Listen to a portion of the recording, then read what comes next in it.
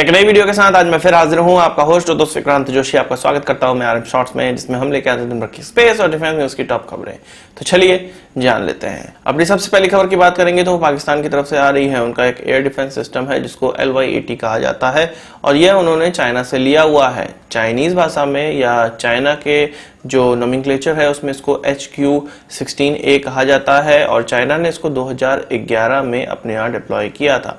उसके बाद इसको पाकिस्तान को बेचा गया। इसमें कुछ 6 फायरिंग कंटेनर हैं और इसका डिप्लॉयमेंट अब लाहौर शहर में कर दिया गया है। माना जाता है कि इसकी जो रेंज है वो 40 किलोमीटर की दूरी तक की है, यानी कि 40 किलोमीटर की दूरी पर यह किसी भी टारगेट को डिटेक्ट कर सकता है। अब काम कितना करता है, क्योंकि ये चाइनीज सिस्टम है, काम कितना करता है इसके बारे में कुछ किसी को नहीं पता है, पर इस प्रकार का डिप्लॉयमेंट एक सैटेलाइट पिक्चर्स में निकलकर सामने आया है। इससे पहले मैं बता दूं कि दिसंबर 2019 में इस प्रकार का डिप्लॉयमेंट देखा गया था और अभी फरवरी 2020 में भी इस प्रकार का डिप्लॉयमेंट, रीडिप्लॉयमेंट आप कह सकते हैं, इसको देखा जा रहा है। तो यह किसी और इशारा तो जरूर है, किसी और इशारा तो जरूर कर रहा है, पर वो क्या गुत्थी है ये अभी तक किसी के समझ में नहीं आई है। बात करते हैं अपने national security adviser mister Ajit Doval की। तो उनके द्वारा 3 टीमें बनाई गई हैं कि जो कि डिप्टी NSA की नेतृत्व में होंगी। ये तीनों टीम का एक काम है कि जब ये चाइनीज वायरस का लॉकडाउन खत्म होता है या इस चाइनीज वायरस का प्रकोप खत्म होता है तो उसके बाद किस किस प्रकार के सिनारियो भारत में हो सकते हैं, इन पर स्टडी करना। इसमें 3 पैमाने रखे गए हैं, 3 स्टडी की जा रही है, जिसमें सबसे पहला जो स्टडी है वो इकोनॉमी पे क्या इम्पैक्ट पड़ने वाला है और इसके अलावा सोशल हार्मनी पे क्या इम्पैक्ट पड़ने वाला है। इसके अलावा दूसरा जो स्टडी है वो चाइना और पाकिस्तान जैसे देश जो कि भारत के दुश्मन राष्ट्र कहे जाते हैं, वो इससे कैसे बाहर निकल कर आ रहे हैं, इस पर भी स्टडी करनी है।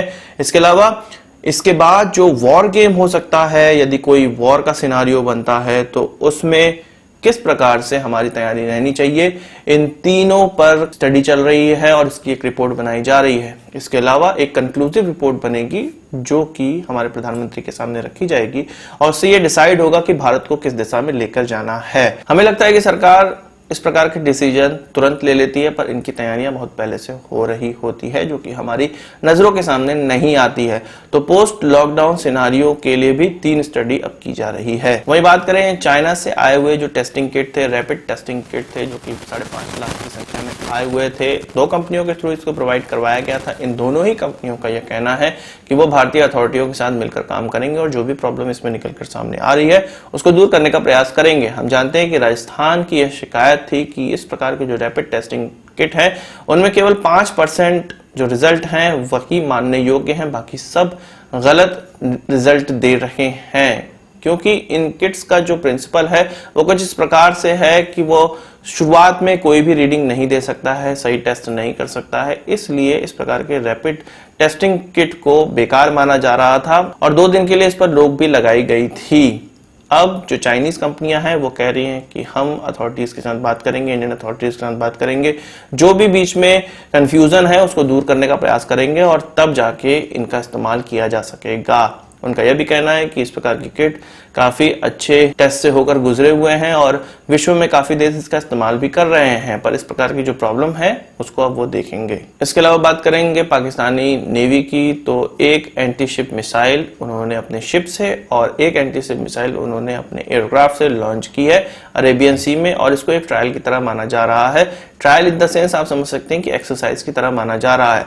यह क्लियर नहीं किया गया कि कौन सी मिसाइल का फायर किया गया है, यह भी क्लियर नहीं किया गया किस शिप से यह फायर किया गया, किस प्लेन से यह फायर किया गया। केवल यही चीज सामने रखी गई है कि इस प्रकार की टेस्टिंग की गई है। आप जानते हैं कि पाकिस्तान की ISI भारत के खिलाफ अरब में एक पूरा सिनारियो बना रही है और प्रोपेगेंडा फैला रही है और हमें लग रहा था कि ट्विटर से ही सारे काम हो जाएंगे और अरब जो ट्विटर पर प्रतिक्रिया दे रहे हैं वही हमने ये माना था कि अरेबियन देशों की प्रतिक्रिया भी भारत के खिलाफ होगी, पर ऐसा नहीं है।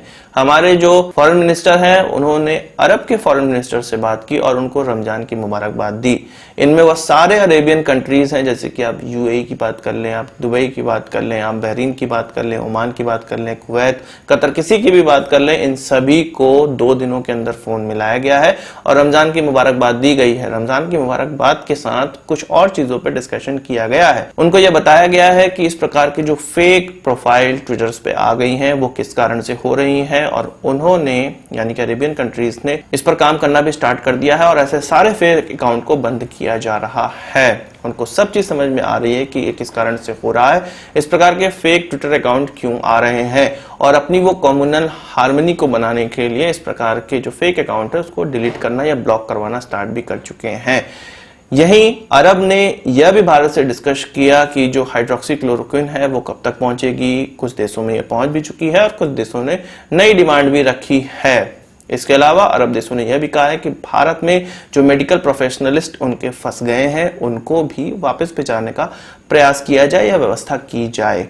तो इतने ढेर सारे डिस्कशन होते हैं और यह टेलीफोन पे डिस्कशन हो रहे हैं। ऐसा नहीं होता कि गवर्नमेंट ट्विटर पे चलती है।